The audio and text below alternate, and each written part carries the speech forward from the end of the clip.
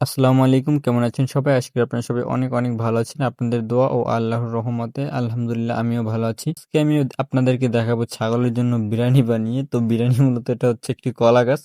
তো বর্ষা সিজনে মূলত আমরা ঘাস বেশি একটা ছাগলকে খেতে দিতে পারি না। কারণ চারদিকে পানি। এজন্য ছাগলকে ঘাস খাওয়ানো যায় না বা মাঠে চরানোও যায় না। তো এজন্য আমরা হচ্ছে ঘাসের বিকল্প হিসেবে এটা খাওয়াতে পারি। তো দেখতে পাচ্ছেন এখানে আমি নিয়েছি হচ্ছে মুড়ি, ভুসি এবং সরিষার খৈল এবং লবণ।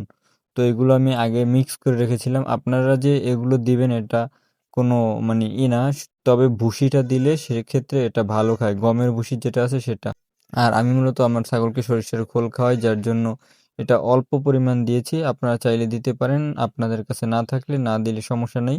তবে লবণ এবং ভুসি এই ২ টা দিলে ওরা খুবই ভালো খায়। আপনারা শুধুমাত্র লবণ দিয়ে যদি কলাগাছ কেটে সুন্দরভাবে মাখিয়ে দেন, তাহলেও কিন্তু ওরা খাবে। আরেকটা কথা হচ্ছে কলাগাছ কিভাবে খাওয়াবেন? এটা খাওয়ানোর জন্য আপনাদেরকে কলা গাছের যে উপরের খোসাটা থাকে ওইটা ছড়িয়ে শুধুমাত্র যে ভিতরে সাদা অংশটা দেখতে পাচ্ছেন, আমরা কিন্তু শুধু সাদা অংশটা নিয়েছি। ওরা কিন্তু শুধুমাত্র এই সাদা অংশটাই খায়।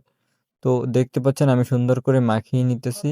আর সুন্দর করে মাখিয়ে নিলে কি হয়, ওরা খাবারটা নষ্ট করে না, ওরা সুন্দরভাবে খায়। তো শুধুমাত্র আমরা কিন্তু এই খাবারটাই দেব না, এর সাথে আরো একটি আকর্ষণীয় খাবার দেব যেটা ওদের খুবই প্রিয় এবং ওদের জন্য উপকারী। যদিও কলা গাছে তেমন একটা উপকারিতা নাই, এটার বেশিরভাগই পানি। এর সাথে যে আমরা গুণাগুণ হিসেবে ভুসিটা এড করেছি এটাই ওদের জন্য ভালো হবে। এখন আমি হচ্ছে আরেকটা খাবার আনতে চাইতেছি, সেটা হচ্ছে আপনাদেরকে দেখাবো আনার পরে। এখন আপনারা দেখতে পাচ্ছেন আমাদের ছাগলগুলো ঘরের মধ্যে আটকানো, আর ঘরটা একদম পুরো ভেঙে গেছে। আমরা নতুন করে একটি ছাগলের ঘর তৈরি করব, সেটাও আপনাদেরকে দেখানোর চেষ্টা করব ইনশাআল্লাহ।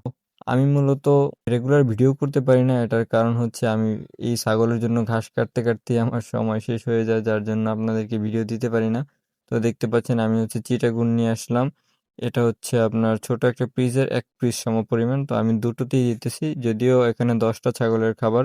আপনারা চাইলে এখানে মানে ২ গাবলায় ১০ টা ছাগলকে খাওয়াতে পারবেন না। আর এখানে শুধুমাত্র একটা কলা গাছ এবং একটা কলা গাছ দিয়ে আমরা ১০ টা ছাগলকে খাওয়াতে পারবো ইনশাআল্লাহ।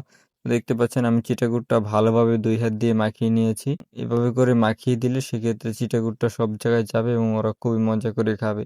তো আমি আপনাদেরকে দেখাবো ওরা কিভাবে এটা খায়। আসলে বিরিয়ানির মতোই খায় নাকি খিচুড়ির মতো খায়, সেটা আপনারা দেখতে পারবেন। তো অনেকেই আপনারা আমার চ্যানেলে ভিডিওগুলো দেখেন কিন্তু চ্যানেলটা সাবস্ক্রাইব করেন না। আপনাদের কাছে অনুরোধ রইল চ্যানেলটা সাবস্ক্রাইব করবেন। আর আপনারা যারা ফেসবুক পেজ থেকে আমার ভিডিওগুলো দেখেন তারা অবশ্যই ফেসবুক পেজটা ফলো করে দিবেন। তো এখন দেখেন আমি ছাগলগুলোকে বাহিরে বের করতেছি। আর এই যে বটিটা দেখতে পাচ্ছেন, এই বটি দিয়েই কিন্তু আমরা মূলত কলা গাছগুলোকে কেটে খাওয়াই। তো এই যে দেখতে পাচ্ছেন ছাগলগুলোকে বের করতেছি। আমরা যদিও এখন ১ গাবলা খেতে দিব এবং কিছুক্ষণ পর আবার ওদেরকে আরেক গাবলা খেতে দিব। একসাথে দিলে সেক্ষেত্রে ওরা নষ্ট করবে। আর যদি অল্প পরিমাণে দেই সেক্ষেত্রে ওরা একদম পুরা চেটেপুটে খাবে। তো দেখতে পাচ্ছেন ওরা খাচ্ছে। আপনারা সকলে আমার খামারের জন্য দোয়া করবেন।